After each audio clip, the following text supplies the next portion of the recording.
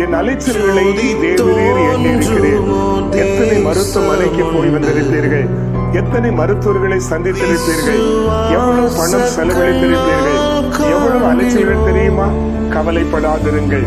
ஆண்டவர் சொல்லுகிறார், இன்றைக்கு உங்கள் வாழ்க்கையிலே, குடும்ப வாழ்க்கையிலே அற்புதம் நடக்க போகிறது. ஒரு அருமையான சம்பவத்தை சொல்லி உங்களுக்காக நான் ஜெபிக்க விரும்புகிறேன். நம்பிக்கையோடு இந்த செய்தியை கேட்டு பாருங்கள்.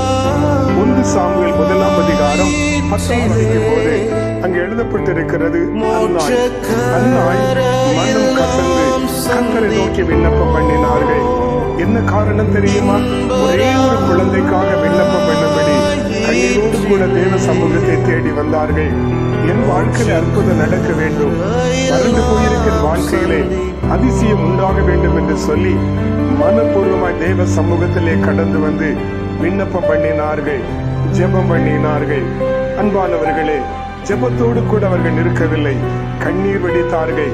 எனக்கு அன்பானவர்களே, இதுவரையில் நீங்கள் வடித்த கண்ணீரை ஆண்டவர் கணக்கிலே வைத்திருக்கிறார். அதற்கு பதில் சொல்லுகிற, பதிலை பெற்றுக் கொள்ளுகிற நாட்கள் இந்த நாட்கள். 1ஆம் அதிகாரம் 27 வாசித்து பாருங்கள். இந்த பிள்ளைக்காக கர்த்தரிடத்திலே கேட்ட என் விண்ணப்பத்தின் வழியே எனக்கு கட்டளையிட்டார் என்று சொல்லி அற்புதத்தை பெற்றுக் கொண்டதற்கு பின்பதாக சொல்லுகிறார்கள். இந்த செய்தியை கேட்டதற்கு பின்பதாக என் வாழ்க்கையிலே இயேசு எனக்கு அற்புதம் செய்தார், செய்துவிட்டார் என்று சொல்லி நீங்கள் சொல்ல போகின்றீர்கள். கவலைப்படாதிருங்கள், கலங்காதிருங்கள், திகையாதிருங்கள். உங்கள் ஏமாற்றம் இந்த நாளில் மாறப்போகிறது. வறண்டு கிடக்கிற வாழ்க்கையிலே ஒரு செழிப்பை உண்டாக்க போகிறார். உங்கள் நிந்தனைகள் எல்லாம் மாறப்போகிறது. வேண்டுமானாலும் பாருங்கள், விசுவாசத்தோடு இந்த செய்தியை கேட்டு என்னோடு கூட ஜெபித்து பாருங்கள். உங்கள் வாழ்க்கையிலே ஒரு அற்புதம் நடக்கும்.